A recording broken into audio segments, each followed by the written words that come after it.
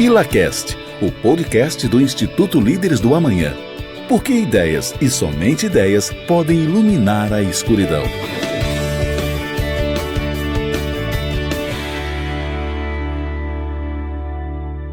Olá pessoal, sejam bem-vindos ao ILACast, o podcast do Instituto Líderes do Amanhã. Eu sou o Ivan Oikawa, eu sou associado 3 do Instituto, trabalho na Suzano como consultor florestal.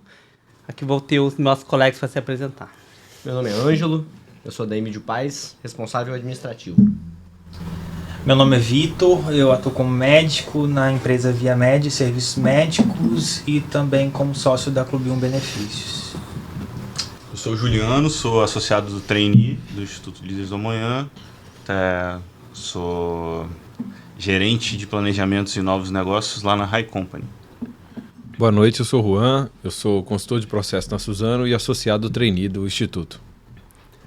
Beleza, pessoal. Hoje a gente vem falar aqui sobre o livro Paixão por Vencer. Esse livro aí foi escrito por Jack Welch. A gente teve um estudo aprofundado, tentando entender um pouquinho mais sobre sua história, sobre a sua carreira. O Jack Welch aí, ele é conhecido aí como o CEO, né, do século XX. Tem um marco enorme aí, trazendo uma empresa que foi a General Electric para uma empresa mais valiosa do mundo na época, né?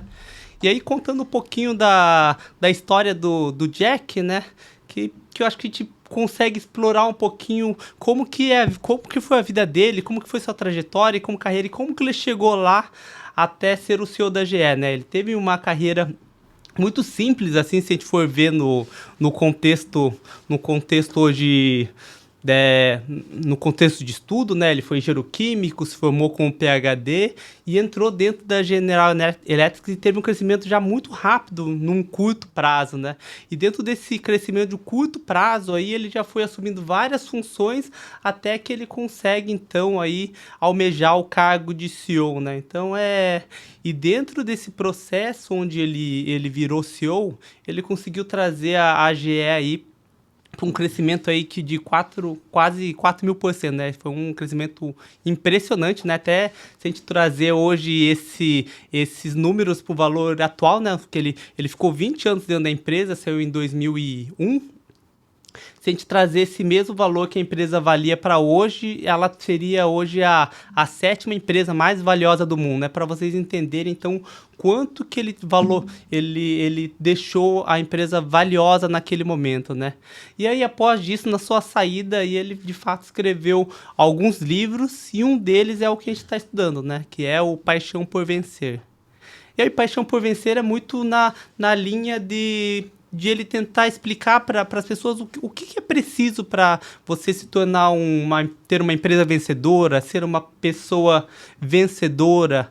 E isso ele consegue trazer aqui dentro dos seus livros. A gente vai falar um pouquinho sobre o conteúdo também, né? Então ele passa ali um pouco sobre a essência, fala sobre sua concorrência, sobre liderança, sobre a empresa, né? Acho que a gente pode falar um pouquinho em cada um desses temas até chegar o momento de discutir um pouco mais o que a gente consegue ver isso na nossa realidade, no nosso dia a dia. Nós todos trabalhamos em empresas, né?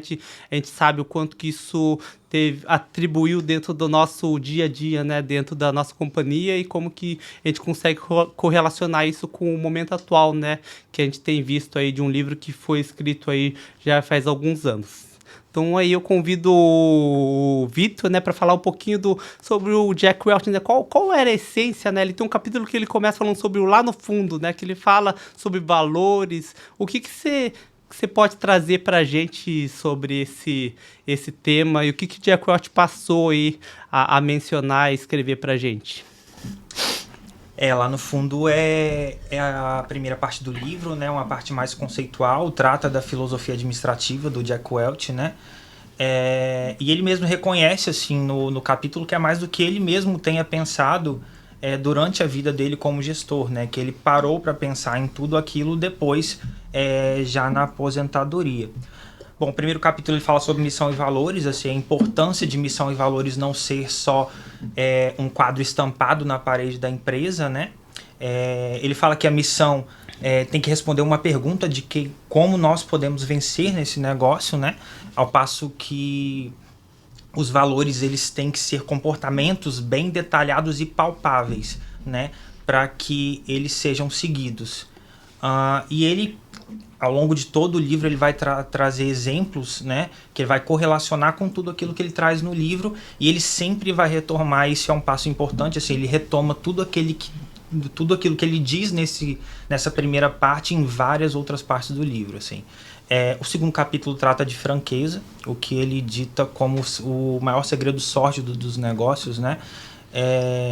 Ele diz que a franqueza nos negócios, que não é a franqueza que a gente vê no dia a dia, mas é uma franqueza que traz maior velocidade, maior riqueza de ideias e reduz custos à medida que a gente chega em soluções para resolver problemas. E aí diminui relatórios, diminui reuniões desnecessárias e por aí vai. Até no livro, né, ele comenta como ele fazia essa questão da franqueza, né? Ele trazia workshops onde as pessoas eram livres ali para poder abertamente falar seus problemas, o que eles tinham de sugestão de melhorias, isso sem a liderança junto, e após o momento, né, os líderes vinham numa sala na finalização desse workshop, onde eles tinham lá um processo onde eles acatavam boa parte do que eles entendiam que eram problemas, uma parte, obviamente, eles colocavam ali como processo de trabalhar com o projeto e tudo mais, então eles tinham isso como parte da rotina, né, isso é bem interessante, né, porque não é algo tão comum de você ver em todas as empresas um lugar aberto ali de comunicação que você possa falar exatamente o que você sente, desde um operador até mesmo uma pessoa ali que tá ali na rotina, né? Interessante também, só complementando, por ser uma empresa global, né, que atuava nos Estados Unidos, atuava no mundo inteiro, ele conta um pouco da dificuldade que era em países com culturas muito diferentes, né? Então, pensar numa China, pensar nos países onde não se tem essa mesma liberdade, muitas vezes, de expressão, como que ele tratava isso e, mesmo assim, como que ele tentava influenciar essa parte da franqueza. E que fez parte também do conceito que ele trouxe, assim, de revolução em relação à educação corporativa também, né? Que ele trouxe principalmente a parte de franqueza, no que você disse dos centros empresariais de formação, as reuniões para que se pudesse fazer críticas às atividades e aos gestores que que eram responsáveis pelas atividades das empresas da própria GE, né? Bom, o terceiro capítulo ele trata, acho que, do ponto mais polêmico da filosofia de Jack, né, que é a diferenciação, né? Ele faz um breve comentário em relação à diferenciação de produtos, e aí só conceituando a diferenciação, que nada mais é do que a alocação de recurso, seja para objetos, seja para pessoas, né? Na parte de objetos vão ser portfólios, negócios e produtos, e em relação às pessoas a gente está falando dos funcionários. E aí o ponto mais polêmico, assim, que é a questão da alocação de funcionários, que ele dita que você tem que dividir os seus funcionários em 3 grupos, né? Que são os 20% melhores da empresa, que são os astros da empresa, que tem que ser bem conceituados, tem que ser publicamente elogiados, com os melhores bônus e com os melhores salários. Os 70%, que são os medianos, né, que ele considera o maior desafio da empresa, de como, porque são a maior parte da empresa, e esses funcionários que tocam a empresa, de como estimular esses funcionários a estarem mais próximos dos 20%.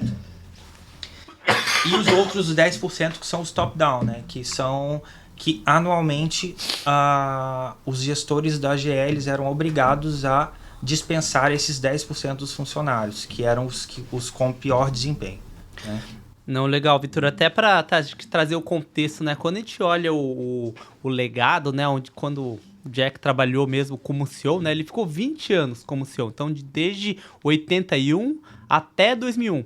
Essa primeira parte, né, onde os primeiros 10 anos, eles foram muito marcados, muito com esses conceitos que você trouxe, né, Vitor? A gente vê a questão da meritocracia, né, como algo de muito valor, né? Só para vocês trazerem um pouco dos números, né, nesse período aí, a gente teve tem números que chegam até 112 mil desligamentos que aconteceram dentro dessa mudança corporativa, né? Vale a gente lembrar, né? Porque o Jack, ele assume a GE como uma empresa muito grande. Então, ela é uma empresa que ela era muito grande, ela era lenta e ela tinha suas dificuldades pelo seu tamanho. Então, ele vem com esse propósito de uma franqueza para a comunicação, os problemas chegarem de forma muito mais rápida. Vem com esse processo de você, de fato, deixar os melhores e aquelas pessoas que não estão adaptadas dentro do seu processo, elas partirem para uma nova jornada. E em contrapartida, um ponto interessante que nesse mesmo período ele teve mais de 930 fusões de empresas. Então, ao mesmo tempo que ele estava equilibrando os colaboradores de um lado, ele estava fazendo fusões do outro para poder ganhar magnitude e robustez no seu negócio, né? Então, é um ponto bem marcante aí da trajetória aí do Jack, como ele era muito ativo no que ele tinha de valores e como que ele colocava isso em prática. Isso foi visto, né, num modelo que naquela época não existia, né? Hoje você abre a internet, você vai buscando informações, vê vários modelos de trabalhar, mas naquela época não se tinha isso de forma tão nítida, né? Ele, primeiro, de fato, foi o pioneiro dentro desse todo esse processo. E querendo ou não, ele acabou subindo, né, a média, quando ele dispensava, né, ou desligava os 10% mais de pior desempenho, ele elevava a média geral, né? É o conceito de subir o sarrafo, rise the bar, né? Subir a barra para que a empresa como um todo crescesse, né, como um organismo.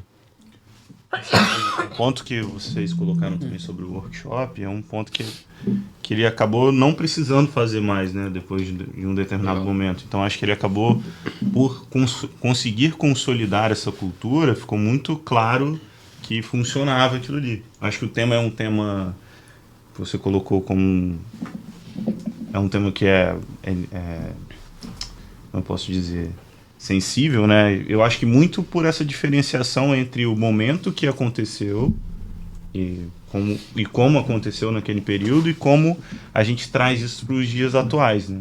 Então, acho que na nossa apresentação a gente trouxe a Roberta para falar um pouco sobre isso. E ela colocou que, de fato, hoje há uma sensibilidade grande dentro desse tema, pela dificuldade até de conseguir tanto realocar essas pessoas, né, para outras posições, etc. E como, tipo, esse cara não está performando, ele está nos 10% abaixo. E muitas empresas fizeram isso, né? O próprio Ivan falou que a Suzano usava esse modelo de 70-20-10, mas que hoje há uma dificuldade de utilizar isso até para você conseguir novas pessoas para colocar no lugar daquelas outras. Sim, repocado. Acho que durante até o nosso estudo teve o Elon Musk, né, que também teve a notícia que ele tinha divulgado da Tesla, mas são empresas também muitas vezes de níveis muito acima do que a gente está acostumado. A gente, no dia a dia da gente, foi até discutido lá durante as perguntas que a gente pode aplicar isso, mas de forma diferente. Não necessariamente você tem que demitir os 10%, mas você precisa realocar muitas vezes, trocar elas, investir em treinamentos, até mais muitas vezes do que os 70%, que é o que ele foca mais, que é o que está a grande parte, né? Aí falando um pouquinho, né, sobre um segundo capítulo do livro, né, Ângelo? Ele fala muito sobre a empresa, sobre a liderança. O que o Jack traz aí pra gente aí sobre esse tema tão importante aí de gestão? Eu acho que a liderança é um dos principais pontos que ele traz no livro, né? Ele passa bastante tempo falando sobre isso. É um dos pilares do instituto que a gente está estudando. Ele foi escolhido como pilar de liderança, mesmo falando muito sobre gestão, falando muito sobre o mundo do negócio como um todo. Ele foi escolhido como um pilar da liderança, dentro dos valores, já conversamos aqui um pouquinho sobre valores, dentro dos valores do líderes, foi onde ele mais foca. Tá? E ele traz diversos ensinamentos, e muitos deles muito metódicos, né? Ele traz 8 regras para você ser um bom líder, ele traz mais 5 regras para você contratar pessoas. Então ele tenta trazer um pouco mais para a realidade de como que a gente conseguiria aplicar isso no dia a dia. Tá? Eu vou dizer algumas que me marcaram mais, que eu acho que eu tentei trazer mais para o dia a dia, que é um pouco sobre você tentar, como líder, não andar em linha reta, vamos dizer assim. Você, como líder, não é uma missão fácil que você tem uma somatória, que você faz 2 e 2 e vai dar sempre 4. Você está sempre precisando equilibrar coisas diferentes, equilibrar conceitos que muitas vezes são diferentes. Entre eles, por exemplo, o curto prazo e o longo prazo. Então, você, como líder, você tem que estar pensando no resultado, você tem que estar pensando no 70-20-10, em quem que você vai manter na equipe, em quem que você vai performar, mas você tem que estar pensando também em como que sua empresa vai estar daqui a 5, 10 anos. Você precisa ter uma visão, você precisa estimular e incentivar que as pessoas acreditem também nessa visão e que consigam trabalhar em cima disso. Para você também, como líder, você precisa tentar estimular a autonomia das pessoas, que as pessoas entendam o que quer chegar e o que é o melhor para a empresa, e a partir daí vão tomando decisões. Tá? Então, além disso, ele também estimula muito que os colaboradores deles, que os líderes dele, ele tenham certas atitudes com os seus liderados. Tá? Então, ele entende que é preciso, muitas vezes, você conversar, você entender o que está acontecendo na vida do seu colaborador, mas você precisa também cobrar que ele traga o resultado, que ele não esteja nos 10% mais baixo. Então, ele vai indo e voltando com relação aos conceitos que ele tenta trazer. Legal, Ângelo. Acho que, apesar de não ser falado na época, né, acho que tem muito a ver com temas atuais, como ambidestria, né, a gente viu isso, Exatamente. Né, e não era um conceito utilizado na época. E outro ponto que é bem interessante, porque se nós olharmos os livros teóricos de administração naquela época, eles eram muito mais processuais, né, não falavam tanto de foco em pessoas, foco no cliente. Eu acho que ele consegue, de fato, tá olhando pontos ali que a gente vê hoje na atualidade, empresas usando isso como no seu dia a dia, né? Isso aí. E muitas vezes até se baseando no próprio trabalho dele como caso de sucesso, né? Muitas vezes. Boa. E aí, falando um pouquinho sobre o modelo de negócio, né, Juan? A gente olhou um pouquinho mais sobre a competição, como que ele entendia, né, para tentar trazer uma empresa mais competitiva. Como que você pode... O que você acha que o Jack nos trouxe aí de principais lições dentro do livro? Então, quando ele fala sobre os concorrentes, né, eu acho interessante, né, ir à origem da palavra, né? O concorrente não é aquele que está contra você, né, mas é aquele que corre junto, né? Concorrente, aquele que corre junto. Então, nessa linha, o Jack Welch defendia o benchmarking como uma grande estratégia, né? Aprender com o concorrente. Então, ele fazia muitas integrações com empresas não só do mesmo segmento, mas empresas que eventualmente operassem um mesmo serviço ou um serviço parecido para aprender com eles. Então, a gente trouxe exemplos ainda nas discussões, né? Se eu trabalho numa empresa de celulose, mas que lida com logística, eu posso ir numa outra empresa de aviação e ver como que eles lidam ali com demarcação de áreas, de logística. Então, assim, eu não preciso necessariamente com um concorrente do mesmo segmento, né? Então, é aprender com o concorrente. Um outro ponto também importante, ou bem interessante, que ele trata nesse capítulo, né, com os concorrentes, é a ideia de estratégia, né? Então, ele fala que a estratégia é muito simples. Ele divide a estratégia em 3 pontos apenas, que é você ter um diferencial, você colocar as pessoas certas no lugar certo e você adotar as melhores práticas de mercado. Então, se você tiver esses 3 pontos, você vai ter uma boa estratégia. E se você for olhar, é tudo que se diz hoje, né, sobre estratégia, né? Colocar pessoas no lugar certo, pessoas certas no lugar certo. E trazer um diferencial, né? Ainda em outros livros que a gente estudava, né, o Economia em uma Única Lição, o autor também falava, né, que o papel do empresário é ter um diferencial, né? É criar uma empresa que gerasse um valor diferente para o cliente. E o Jack Welch conversa com isso, né, falando que a empresa tem que ter um diferencial, ela tem que fazer algo diferente, atender uma demanda do cliente que ainda não foi atendida.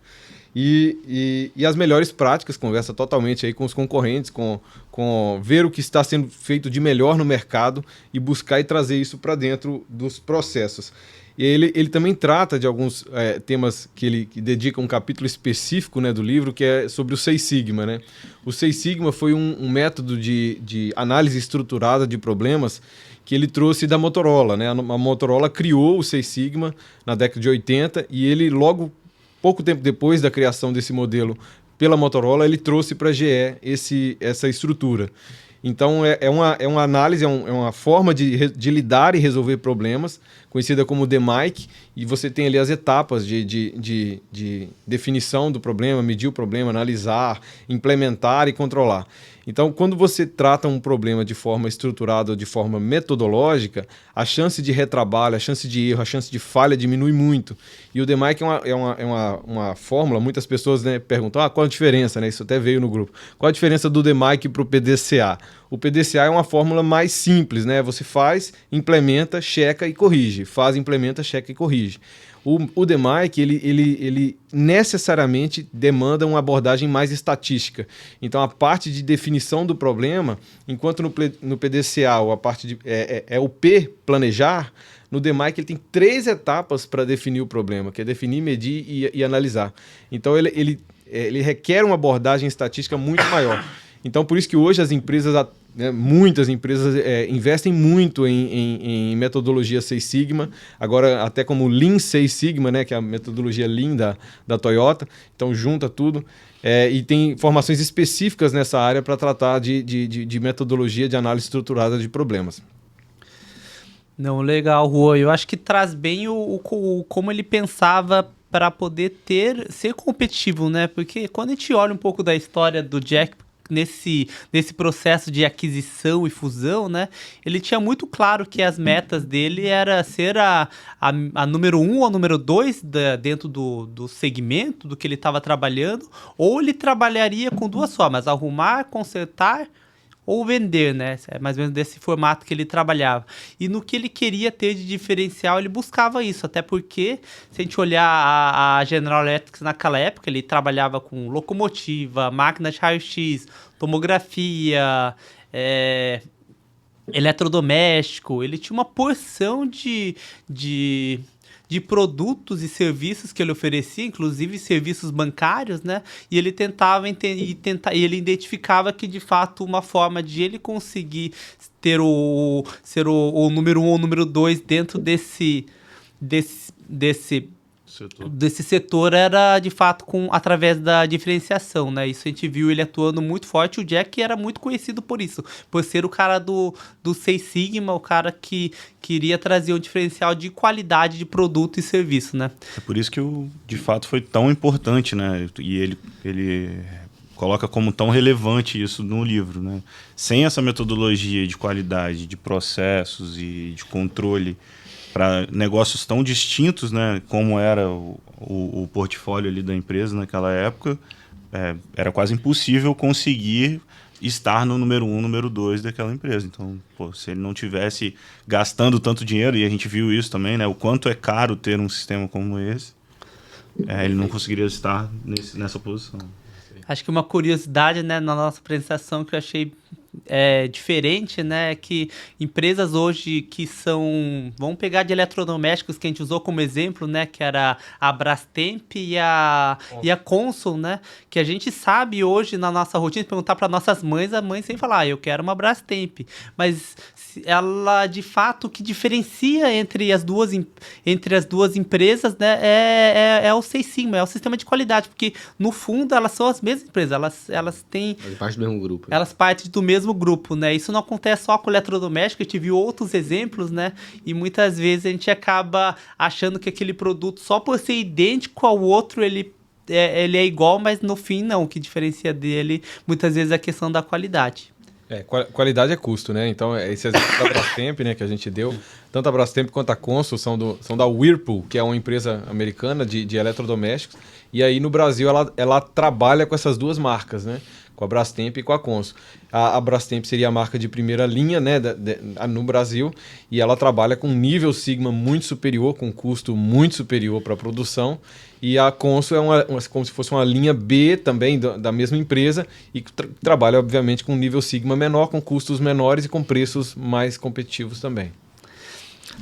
Obrigado, Juan. Agora a gente vai falar um pouco, acho que é quase a finalização ali do livro do Jack, que ele fala sobre a sua carreira, né? Meio que traz insights não só para as pessoas que já são mais sênior, como você virar um CEO, mas pessoas que estão entrando no mercado, pessoas aqui que estão ouvindo a gente, né? Que estão ingressando aí no seu primeiro emprego. Ele aborda vários pontos ali, até em questão de equilíbrio de vida, trabalho profissional. Bem interessante que como ele estava atualizado naquela época, né? E nem se falava em burnout, provavelmente, nesse século, e ele já sabia que o equilíbrio era importante aí para que você pudesse ter sucesso na carreira. E aí, Juliano, o que você aprendeu aí com o Jack nesse Eu acho tema? que o começo do livro, do capítulo que ele fala, tipo, sobre a história dele, né? E isso é cada vez mais difícil, né? O cara, começou na General e terminou lá, né? Como CEO. Então, você hoje trilhar a sua carreira inteira dentro de uma única empresa é uma coisa que é muito difícil. Então, acho que o ponto de partida, assim, do capítulo é esse, mas ele acaba colocando, sim, tipo, as dificuldades em ser promovido, como ser promovido, o que fazer, o que não fazer. E como você falou, ele tem passos para tudo, né? Ele vai criando essa meio que uma metodologia durante todo o livro, seja para demitir, seja para contratar, seja para conseguir promoção. Ele tem aquele método dele ali, por mais que ele coloque, né, que de fato não tem a bala de prata, né? Não é uma única coisa que você vai fazer que vai conseguir que você esteja apto a fazer qualquer uma dessas ações, mas ele coloca que é muito importante seguir um pouco ali aquele caminho que ele colocou. Bom, acho que o ponto que mais me trouxe atenção nesse caso foi que para você ter um bom desempenho, você precisa, além do seu desempenho, entregar mais do que você foi contratado, o que está sendo esperado por você. Então, acho que isso é o principal ponto positivo que ele coloca. Então, se você está numa posição de carreira em que você quer galgar novas posições, novos horizontes, melhores condições, você sempre vai ter que estar disponível tanto para conseguir executar tarefas que não estão dentro do seu portfólio ali, né? Então, ele começou com uma empresa de plástico e ele trabalhou também em outros lugares para ele conseguir, ao mesmo tempo, para ele conseguir um dia ser o CEO da companhia. Então, você estar presente e possível para todas essas possibilidades que vão surgir na sua carreira, ele coloca como um ato relevante, totalmente sine qua non para que você chegue lá. E o outro lado já é o contrário, né? Tipo, cara, se você está fazendo o seu chefe ou o seu supervisor ter que gastar capital social com você de alguma maneira, porque você pisou na bola ou que você teve um erro que precisou de alguma mediação ali, esse aí é o seu cortar dos pulsos dentro da empresa. Então, tipo, se você está fazendo alguém passar por isso, de fato você não vai conseguir aquela promoção. Um ponto legal, né, tipo, de você estar olhando e vendo essas analogias, né, tentar trazer isso pro presente. Acho que foi o que a gente tentou fazer nas nossas discussões ao tempo todo, trazer isso pro presente, tá? Porque, ele de fato foi o CEO do século, acho que a gente concordou com isso no final do livro, né? Talvez não dos dias atuais, mas naquele momento em que ele estava exercendo a função, de fato foi, mas trazer isso pro dia atual, né? Será que aquela carreira que ele trilhou hoje seria a melhor carreira? O melhor jeito de trilhar uma carreira, né? E aí a gente começou a tentar entender como estar preparado para isso, né? Ele fala um pouco que a carreira, de fato, não começa no primeiro emprego. O primeiro emprego é algo determinante, de certa maneira, mas começa antes, né? Então, se você teve um estudo muito bom, você vai largar um pouquinho na frente de uma outra pessoa, mas você tem algumas formas, e aí uma delas é a franqueza, para lidar com essas entrevistas de primeiro emprego, também para conseguir se equiparar com pessoas que tiveram um pouco mais de benefícios ali, vou falar, do que você teve. Então ele coloca em em alguns cases no livro, né? Que você precisa ser muito autêntico e também ser muito franco. Tipo, não fiz a MIT, mas eu fiz essa outra e eu gastei, de fato, meu tempo praticando esportes em outro momento da minha vida, mas hoje eu estou muito preparado, muito motivado e etc. E consegui ser autêntico o suficiente e convincente o suficiente para você conseguir aquela vaga de trabalho.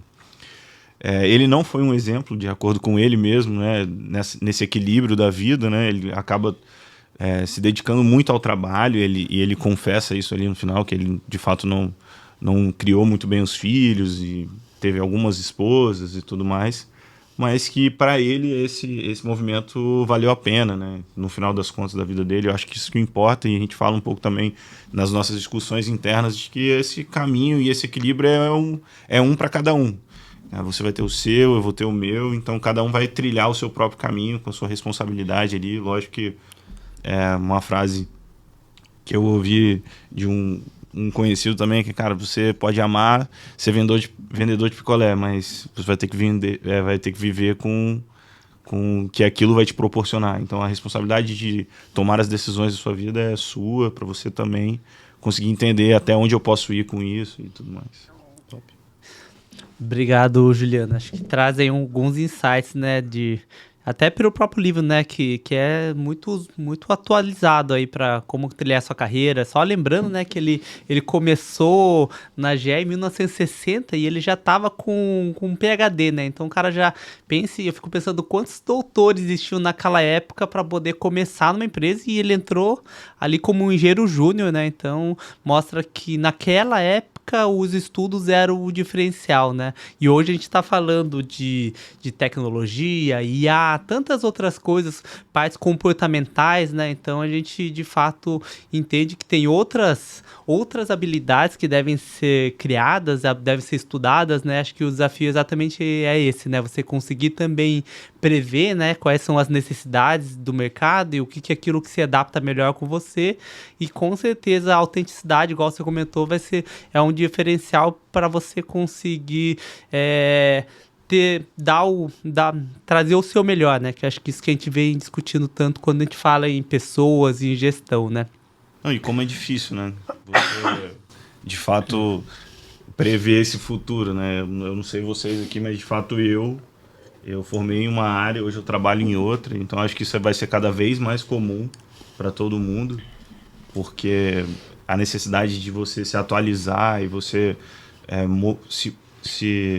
ser moldável, né? Ser água, né? Igual o Bruce Lee, você se moldar ao momento que você está, a sua posição, quais são as melhores posições que você vai poder ocupar naquele momento. E, agora é AI, mas amanhã pode ser uma outra coisa que você nem sabe que aconteceu, sacou? Então... O que a gente discutiu muito, né, dos novos trabalhos que muitas vezes nem existem hoje ainda, que vão existir depois no futuro, que vão exigir da gente alguns conhecimentos específicos, adaptar os conhecimentos que a gente tem. A experiência que a gente adquire pela vida é importante, igual o Steve Jobs falava também de conectar os pontos, né? Você tentar, tudo que você aprende no futuro você pode vir a conectar e transformar isso em alguma coisa, mas o futuro tende a ser uma coisa diferente do que a gente tem visto, tanto quantidade de coisas novas que já surgiram, inteligência artificial, tantas tecnologias. Quero pegar esse gancho, aproveitar e falar de futuro, né? Porque quando o Jack saiu, né? O Jack pegou uma empresa que valia 14 bi e transformou ela em 600 bi, né? Então falei um aumento aí de 4.000%. Mas de fato acho que ele não sabia o futuro no momento que ele saiu da empresa, né? Então acho que a gente discutiu bastante, né? A GE, não sei se todos sabem, ela sofre durante o próximo período de 10 anos, né? Foram 10 anos, né, pessoal? Não sei se... Mas até 2010, um período muito crítico de extrema queda, né? Então os meninos vão poder contextualizar melhor. E falando em futuro, o que vocês acham que Jack não preveu olhando o futuro, né?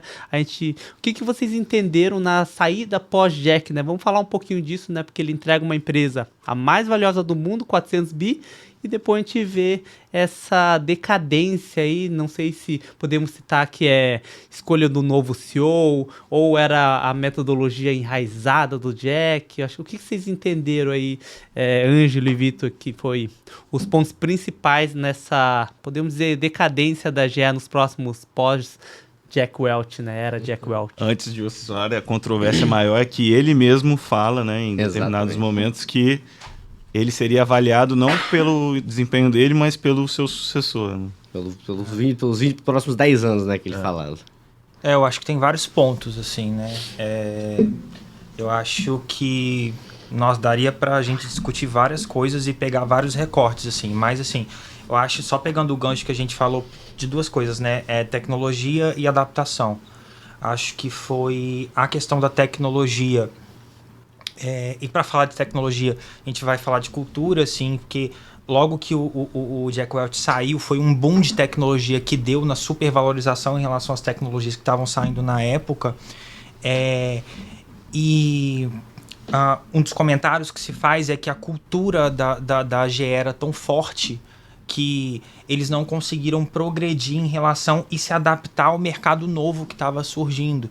Então, como se fosse assim, empresários de longa carreira, igual o Juliano falou, assim, que num determinado momento com o novo CEO se viram dividindo espaço com pessoas mais novas e funcionários mais novos, às vezes que nem tinham uma faculdade direito e que estavam recebendo um salário maior que o deles, de que estava há 30 anos na empresa. E no final das contas, quem acabou saindo foram os meninos, né? Os funcionários novos que chegaram para se adaptar a um momento novo de mercado, né? E aí, como que, pensando desse ponto de vista, como que uma cultura forte de uma empresa, ela pode ser um trunfo, ou seja, uma missão e valores estabelecidos, assim, pode ser um trunfo, mas também pode ser uma razão de uma direção ao fracasso também, né? Eu acho que a maior lição nesse ponto de vista é a questão da adaptação da empresa, ou seja, não ter uma cultura tão forte assim, o equilíbrio entre não ter uma cultura tão forte, mas saber se adaptar num momento novo de mercado, talvez, assim. Saber né? transformar essa cultura forte em alguma coisa que seja de acordo com a realidade que você está vivendo. E muito disso que você falou também, ele vem do processo de seleção, né? Do próximo CEO. Então, se a gente está falando de Jack Welch até hoje, imagina na época. Então, ele era o CEO da mais valiosa na época que ele saiu. Então, o processo seletivo, ele foi muito árduo, foi muito acompanhado mediaticamente, existia muita pressão. E foi uma pessoa que foi escolhida, foi uma pessoa que tinha exatamente a mesma mentalidade de Jack Welch. Que era o Jeffrey Immelt. Que é o Jeffrey Immelt. Então, ele implementou durante os próximos 16 anos, que ele também teve uma jornada longa dentro da GE, apesar de ter diminuído muito o valor, apesar da empresa ter caído muito em share de mercado, em valuation, em várias coisas, ele teve uma carreira longa como CEO, durou 16 anos. Só que foi uma carreira longa seguindo os mesmos passos que o Jack Welch, num mercado que mudou muito. Então, depois da bolha de 2000, de 2001, o mercado mudou muito, as práticas de gestão mudaram muito, o que o consumidor muitas vezes procurava mudou muito, e o que parece, por esse estudo que a gente fez, é que eles não conseguiram também adaptar os valores dele, que são valores fortes, são valores bons, que levaram eles até onde eles estavam, mas eram valores muitas vezes restritivos ao setor que ele estava, e não à empresa GE como um todo. Em ciência de dados, a gente chama isso de overfitting. É quando o seu modelo se adapta tão bem aos dados que na hora que ele é submetido a dados novos, ele não consegue generalizar, porque ele adaptou tanto aqueles dados que na hora que vem coisa nova, ele não consegue mais prever com dados novos. Legal. Mas teve uma coisa que ficou um pouco difícil de saber, até porque a gente, em alguns lugares, viu que ele foi um cara que, tipo assim, que era muito bem escolhido pelo Jack. O Jeff foi muito bem escolhido pelo Jack. Só que em outros casos ele fala, eu não li direito, eu recebi uma carta lá e tive que escolher. Ficou meio controversa essa história aí no final. Ficou... Ele no final, assim, depois de muitos anos, assim, ele reconheceu, assim, que houve falhas, assim, em relação até ao processo seletivo, que levou ao fracasso da atuação. Disse que o candidato, né, o Jeff Immelt, ele foi um candidato que ele mesmo se apaixonou pelas qualidades do próprio candidato e não que enquadrou e não viu aquele CEO como função da empresa, assim. Ele se apaixonou mais pelas qualidades mesmo do candidato, entendeu? Só é importante dizer também, agora já finalizando o tema, né, que a GE hoje se redividiu em três empresas, né? Ela se reestruturou, era um conglomerado com muitas coisas ali de baixo, né? E ela dividiu melhor, né, a atuação, né, o ramo de energia, o ramo de turbinas, né, que ela atua muito forte, o ramo de materiais médicos, né, de raio-x e tal. Então ela dividiu o portfólio e hoje, na prática, ela opera como 3 empresas, né? E acho que interessante só colocar, porque nessa nova ramificação eles não colocam, né, a parte de capital financeiro, né, que é um dos grandes talvez potencializadores da grande queda da GE, né? Só para pegar um pouco do histórico, quando eles tiveram a primeira grande queda, eles estavam muito alavancados, quase 50% da empresa era no mercado financeiro, né? Trabalhando com capital, com parte financeira. Na verdade, quando o Jack Welch entrega a empresa, ele entrega a empresa com a GE Capital, sendo 40% da receita e 60% do lucro da empresa, né? E foi uma das críticas, assim, em relação a ele, foi que ele se afastou muito da indústria e se aproximou financeiro. Exato. Foi o sucesso e foi o fracasso depois. Exatamente. Em 2008, quando quebrou a bolsa, que ele quebrou, foi a primeira grande queda, né, que ele teve. Legal, gente. Acho que estamos indo para o final, né? Então a gente ainda vai ter os próximos capítulos até da própria GE, né? Para ver, será que esse novo modelo também vai funcionar olhando 3 empresas? Quem sabe num próximo capítulo de livro a gente vem falar aqui sobre esse contexto, se deu certo a GE ou não depois dessa transformação. Mas queria deixar esse espaço para vocês trazerem uma mensagem final aí, o que vocês veem de principais pontos para a gente recomendar para a turma que esteja interessado mais em estudar sobre o Jack, entender sobre o livro, o que vocês têm de mensagem final aí?